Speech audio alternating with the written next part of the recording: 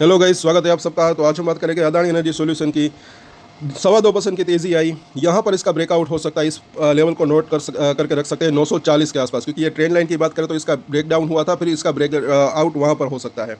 इसके ऊपर एक खबर आई थी, वो पहले तो देखें। और उससे भी पहले कल ये 9 स्टॉक हमने शेयर किए थे, सभी के अंदर आज अच्छी खासी तेज़ी आई। तो ऐसे दूसरे वीडियोस भी देखा जरूर करें। कल लाइव में हमने चर्चा की थी, आज तो शायद लाइव आ पाई या ना आ पाई, क्योंकि लोग जुड़ते नहीं है तो फिर लाइव करने का क्या फ़ायदा मतलब। तो और सुपर चैट जरूर करें अगर आपको फ़ायदा हुआ है तो। आप नज़र रख सकते हैं, सभी के अंदर जो है अच्छी खासी तेज़ी आई, इसको आप देख सकते हैं। चलिए खैर फिलहाल आगे देखते हैं खबर क्या है।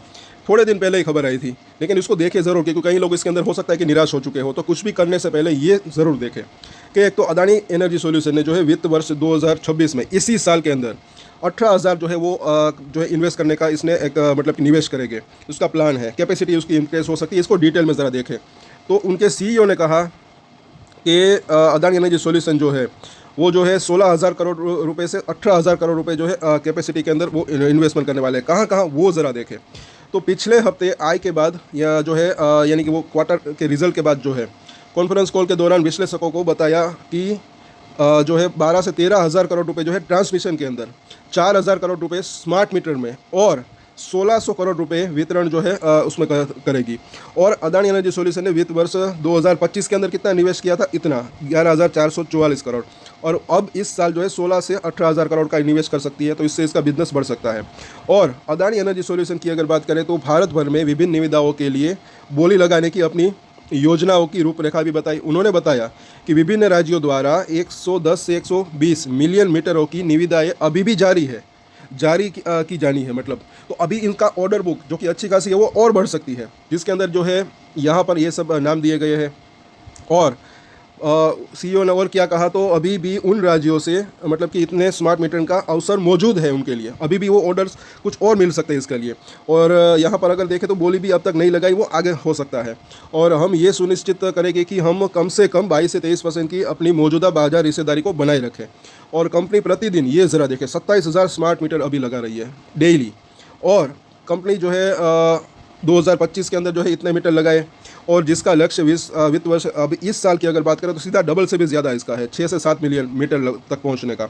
यानी कि अच्छा खासा ये देखें इसका बिजनेस बढ़ सकता है। तो शेयर के अंदर तेज़ी की संभावना रह सकती है शॉर्ट टर्म में, भले ही कुछ भी कहो। और स्मार्ट मीटर के तहत अगर बात करें, कंपनी के पास 5 राज्यों के डिस्कॉम में जो है 22.8 मिलियन स्मार्ट मीटर की मौजूदा ऑर्डर बुक भी है, जिसके अंदर 27,195 करोड़ रुपये से अधिक की राजस्व क्षमता है। और आगे उन्होंने क्या बताया, तो कंपनी जो है चालू वित्त वर्ष के अंदर जो है 7 लाख स्मार्ट मीटर जोड़ने की उम्मीद है, जिससे 2026 तक इसकी स्थापित संख्या जो है 10 मिलियन हो जाएगी। और बिजली की मांग जो है वो बढ़ती मांग के अनुरूप, जैसे कि मैंने कहा कई बार कि आगे चलकर बिजली की मांग बढ़ सकती है, इसका बिजनेस बढ़ सकता है, ऐसा मुझे लग रहा है। तो मुंबई में ऊर्जा उपयोग में साल दर साल 6% की वृद्धि हुई और ये 10,558 MU हो गया। और यहाँ पर ये जो है अपडेट दी गई है। आगे और देखें तो क्या कहा उन्होंने कि उन्होंने जो है ट्रांसमिशन सेक्टर के अंदर जो है मजबूत प्रगति की है। और साल 2025 की यहाँ पर बात हो रही है। और Q4 FY25 के अंदर कंपनी ने 2 नई ट्रांसमिशन परियोजनाएं भी जोड़ी, और नवीनल मुंद्राचरण भाग B1 और ये इसके नाम है। और आगे देखें तो ट्रांसमिशन बोली गतिविधि FY25 में 16,154 करोड़ रुपए के रिकॉर्ड उच्च स्तर पर पहुंच गई, जिससे कंपनी ने 28% बाजार हिस्सेदारी हासिल भी कर ली। और कंपनी की निकट अवधि की निविदा जो है पाइपलाइन मजबूत है, जिसमें आगामी अवसरों में जो है लगभग 5,400 करोड़ रुपए है। तो ये जो है इसकी पूरी की पूरी रिपोर्ट है। आगे अगर आखिर में भी देखें, फिर इसके जो है अभी चार्ट के ऊपर और F&O के चर्चा करते हैं। आगे बढ़ते हुए ये जो है उम्मीद करते हैं कि राज्य भी जो है ISTS परियोजनाओं से मिलने वाली अक्षय ऊर्जा को अवशोषित जो है करने के लिए अपनी ट्रांसमिशन क्षमता बढ़ाएंगे। तो महाराष्ट्र को अगले 10 वर्षों में ट्रांसमिशन में 1.5 लाख करोड़ रुपए निवेश की आवश्यकता होगी, और ऐसी परियोजनाओं के TBCB मार्ग के तहत जो है आने की उम्मीद है, जिसके लिए जो है हम बोली लगाएंगे।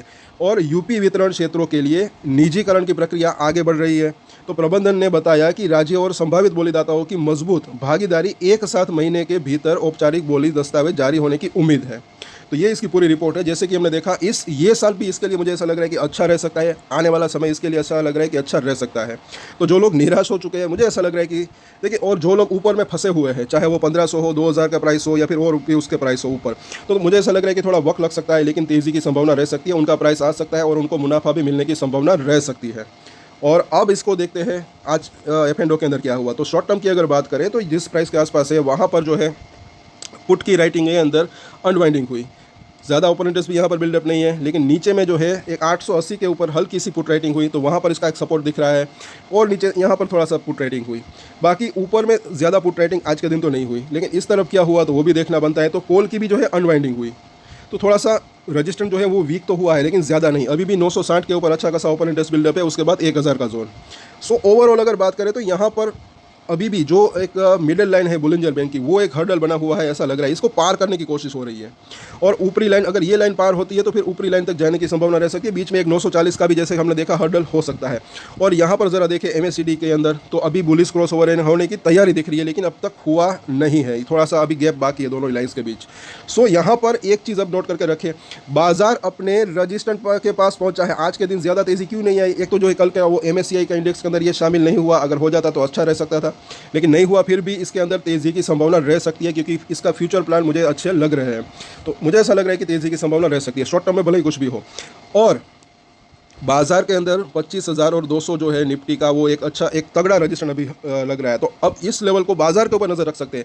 ये लेवल पार होता है, फिर मुझे ऐसा लग रहा है कि यहाँ से एक ब्रेकआउट आ सकता है, उसके बाद वापस से ये 960 से 1000 के प्राइस के आसपास जाने की इसकी संभावना रह सकती है। उसके बाद वो लेवल अगर पार होता है तो एक अच्छी तेज़ी की संभावना रह सकती है। और वो जो है अगर कुछ अच्छी पॉजिटिव सरप्राइज न्यूज़ आ जाए तो उसको भी पार करने की संभावना रह सकती है।